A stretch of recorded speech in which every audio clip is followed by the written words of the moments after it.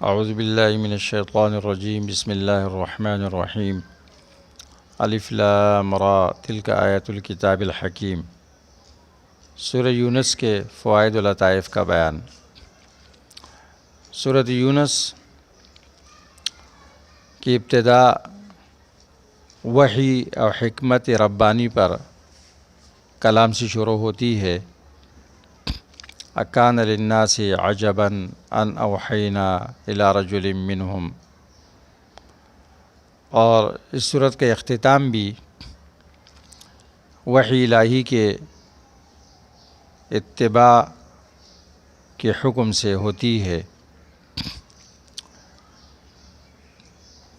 اللہ ارشاد فرماتے ہیں واتبع ما یوحی الیک واصبر حتی یحکم اللہ وہو خیر الحاکمین۔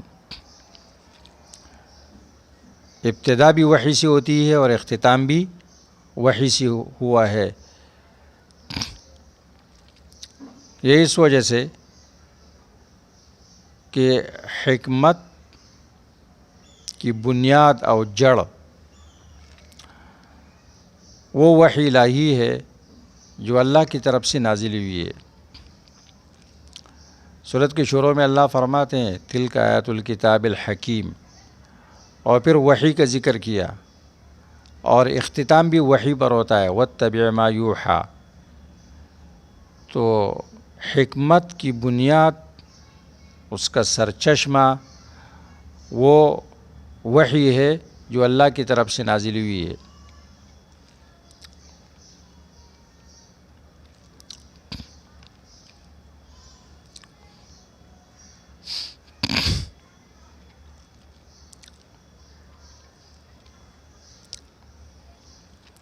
حقیقت یہ ہے کہ اللہ تبارک و تعالی حکیم ہے،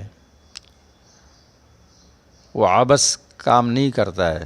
اللہ کے تمام افعال، اس کے تمام اوامر، تمام نواہی وہ حکمت سے صادر ہوتے ہیں، کیونکہ وہ احکم الحاکمین ہے۔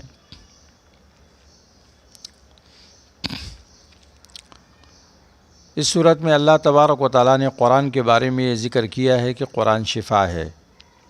یا ایھا الناس قد جاءتکم موعظۃ من ربکم وشفاء لما فی الصدور۔ اور سورۃ النحل میں شہد کے بارے میں یہ بیان کیا ہے فیہ شفاء للناس۔ دونوں میں فرق کا اندازہ کریں۔ قرآن کریم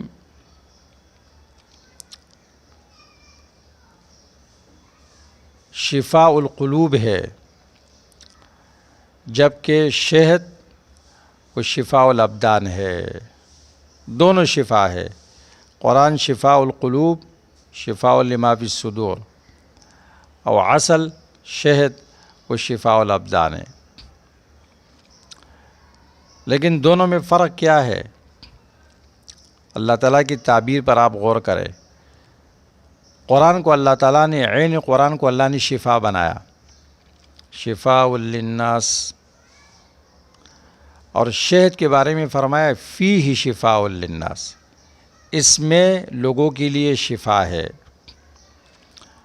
جو بذات خود شفا ہو اور جس کے اندر شفا ہو، دونوں میں بہت بڑا فرق ہے۔ قرآن کریم کی ذات شفا ہے۔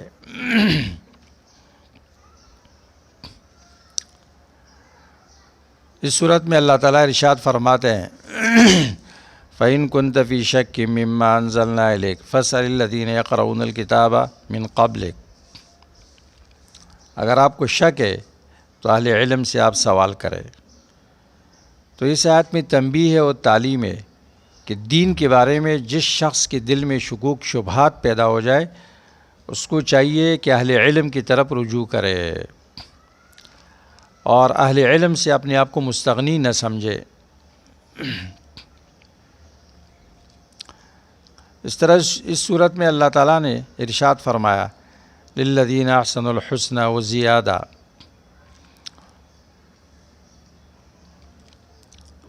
جنت، الحسنہ جنت، اور زیادہ اس سے مراد رؤیت باری تعالیٰ ہے۔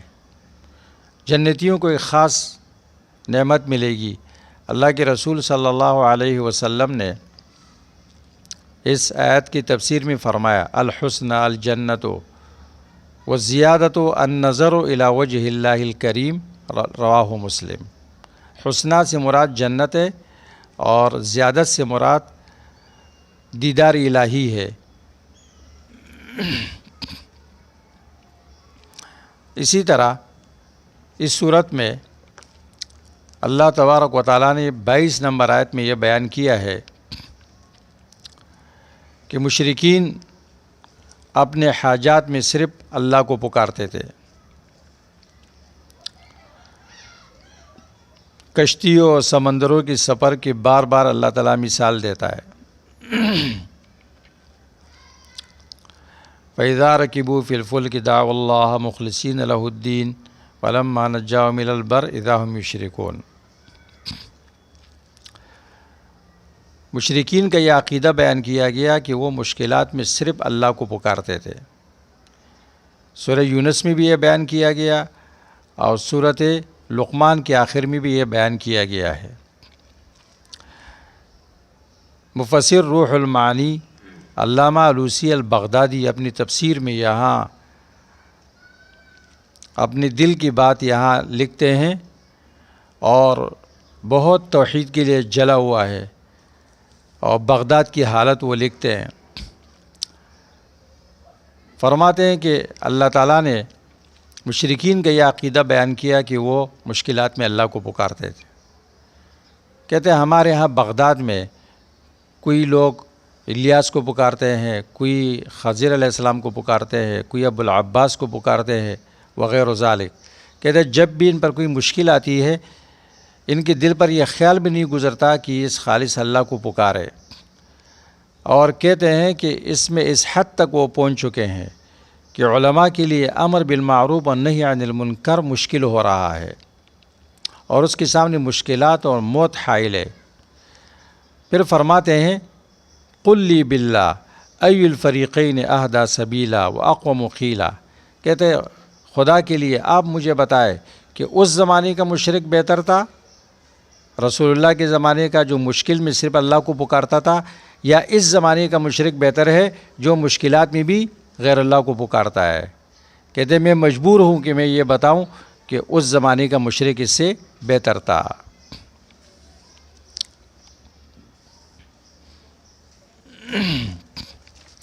اسی طرح اس صورت میں مشرکین کے خاص عقیدے پر رد کیا گیا ہے شفاعت شرکی کا عقیدہ۔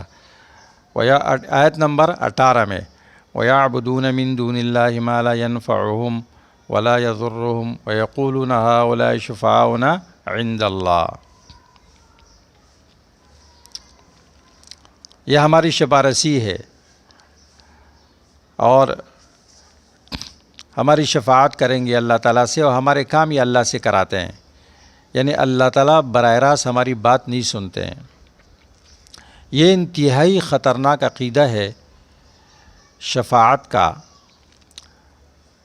اور شرک کی تمام اقسام اس جڑ سے نکلتی ہے، یہ منشا ہے اور بنیاد ہے۔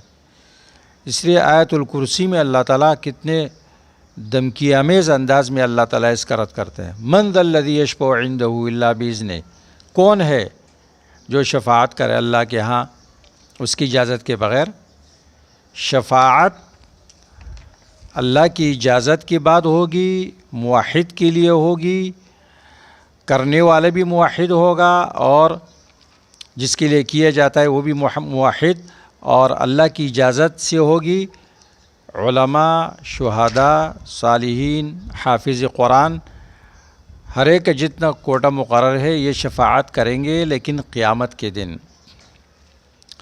مشرکین کا یہ عقیدہ تھا کہ دنیاوی امور میں یہ بزرگ ہماری بات اللہ تک پہنچاتے ہیں، ہمارے کام کرواتے ہیں۔ اس دور کے بعض جاہل لوگ بھی اولیاء کے بارے میں یہ عقیدہ رکھتے ہیں کہ قبروں پر اس لیے جاتے ہیں، نذرانے چڑھاتے ہیں اور سجدے کرتے ہیں، ان کو پکارتے ہیں ان کو منع کیا جاتا ہے تو وہ کہتے ہیں کہ مولوی صاحب میں اس کو خدا نہیں سمجھتا ہوں، میں سفارشی سمجھتا ہوں، اللہ ہماری بات نہیں سنتے ہیں، ہماری نہیں سنتے ہیں اور ان کی بات سن لیتے ہیں۔ تو ان کننا عن عبادتکم لغافلین، بھائی اس کو تو پتہ نہیں ہے آپ کے بارے میں۔ اور دعا تو عبادت ہے، ان کی عبادت کا سلسلہ ختم ہو چکا ہے۔ شرک کے 4 دروازے ہیں، اس میں خطرناک دروازہ شفاعت شرکی کا ہے۔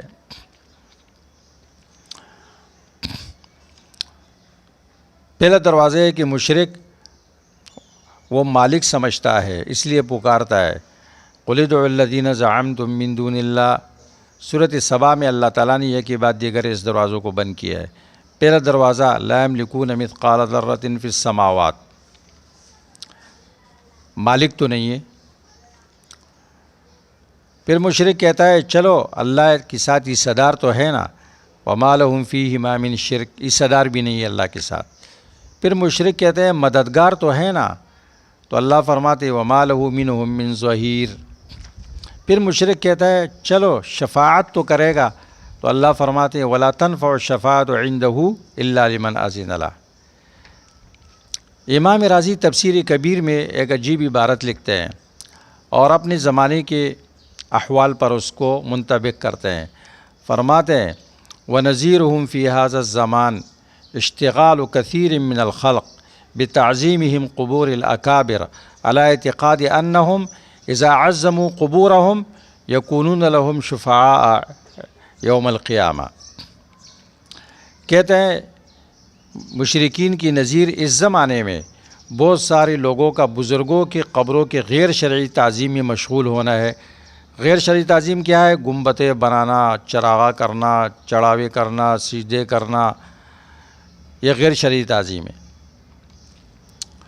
اور اس عقیدے کے ساتھ کہ جب یہ ان کی قبروں کی تعظیم کریں گے تو یہ بزرگ اس کی شفاعت کریں گے۔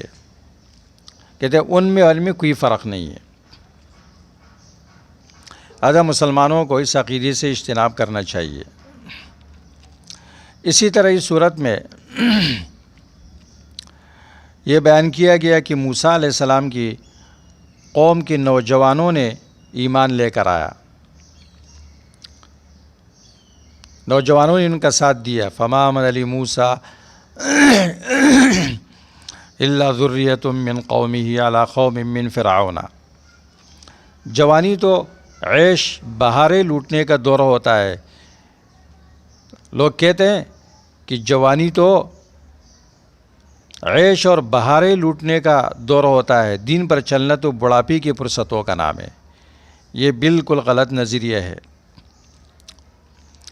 موسیٰ علیہ السلام بلکہ خود ہماری نبی صلی اللہ علیہ وسلم کا ساتھ بھی نوجوانوں نے ہی دیا۔ بڑھاپا تو مصلحت، کوشی و عافیت پسندی سکھاتا ہے، اور پھر عمر بھر کی عادات طور طریقوں کا گنا درخت اکاڑنا بھی مشکل ہوتا ہے۔ دنیا کی تقدیر ہمیشہ نوجوانوں نے بدلی ہے۔ جنت کمانا نہایت مشکل کام ہے اور کمائی کی عمر جوانی کی ہوتی ہے۔ نبی صلی اللہ علیہ وسلم کے صحابہ کرام کی بالعموم عمر کیا تھی؟ حضرت علی 13 سال کی عمر میں ایمان لے کر آئے اور فاتح خیبر بنے۔ سعد ابن ابی وقاص 16 سال کی عمر میں مسلمان ہو گئے اور فاتح ایران بنے۔ اسی طرح جعفر طیار، زبیر، طلحہ، مصعب بن عمیر، عبداللہ بن مسعود رضی اللہ تعالیٰ عنہ نے بھی جب انہوں نے اسلام قبول کیا تو ان کی عمر 20 سال سے بھی کم عمر کے تھے یہ لوگ۔ عبدالرحمن ابن عوف، بلال، صہیب، ان حضرات کی عمریں 20 اور 30 سال کے درمیان تھی۔ ابو عبیدہ بن الجراح، زید بن حارث، عثمان بن عفان، عمر فاروق رضی اللہ تعالیٰ عنہ کی عمریں 30-35 سال کی تھی، ان کے درمیان تھی، 30-35 کے درمیان۔ ابوبکر صدیق رضی اللہ تعالیٰ عنہ کی عمر 38 سال کے لگ بھگ تھے۔ اور اصحاب کہف کی کہانی تو آگے صورت کہف میں آئے گی، وہ نوجوان تھے اور نوجوانوں کے نام سے ایک مکمل صورت موسوم ہے اصحاب کہف، انہم فتیۃ آمنوا بربہم، وہ چند نوجوان تھے۔ مدینہ کے انصار صحابہ، ان کی بڑی تعداد نوجوانوں کی تھی، اور عجیب بات، نوجوانوں میں کوئی منافق نہیں تھا، نوجوانوں میں کوئی منافق نہیں تھا۔ جتنے منافقین تھے وہ دیڑھ عمر اور بڑی عمر کے عافیت طلب اور مفاد پرست قسم کے لوگ تھے۔ اس صورت کے 62 نمبر آیت میں اللہ تعالیٰ نے اولیاء اللہ کی تعریف کی ہے، ان کے لیے بشارت بیان کی ہے۔ 62، 63، 64 الا ان اولیاء اللہ لا خوف علیہم ولا هم يحزنون الذین آمنوا وکانوا یتقون لهم البشریٰ فی الحیاۃ الدنیا وفی الآخرہ لا تبدیل لکلمات اللہ ذلک هو الفوز العظیم۔ اولیاء اللہ پر نہ خوف ہوگا نہ وہ غمگین ہوں گے۔ اولیاء کون ہیں؟ الذین آمنوا وکانوا یتقون، ایمان و تقوی والے، اور ان کے لیے خوشخبری ہے دنیا و آخرت میں۔ بشرا نیک خواب جو خود دیکھتے ہیں یا ان کے لیے کوئی دیکھتے ہیں اور لوگ اس سے محبت کرتے ہیں، اور آخرت میں بھی ان کے لیے خوشخبری ہے۔ اولیاء اللہ کی تعریف کیا ہے؟ ولایت کا اسلام میں کیا تصور ہے؟ اور عرف عام میں ولی کس کو کہتے ہیں؟ اور اس بارے میں جو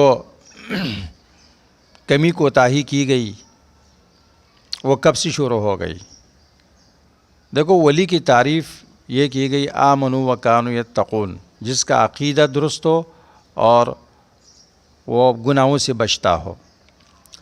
کانوا یتقون، ان کے اندر تقوی ہو، تو تقوی کی وہ 5 صفات جو سورۃ بقرہ میں متقین کی بیان ہوئی ہے، وہ متقی کے اندر لازم ہے۔ ایمان بالغیب، الذین یؤمنون بالغیب یقیمون الصلاۃ۔ ولی کون ہے؟ جو ایمان بالغیب رکھے گا، نماز قائم کرے گا اور مال خرچ کرے گا، قرآن کریم پر سابقہ کتابوں پر ایمان رکھے گا اور آخرت پہ بھی ایمان لائے گا۔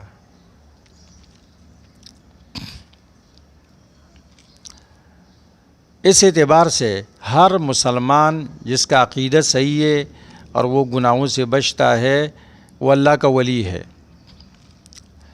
عرف عام میں ولی کس کو کہتے ہیں؟ جو ایمان اور تقوی کی اونچے مرتبے پر فائز ہو۔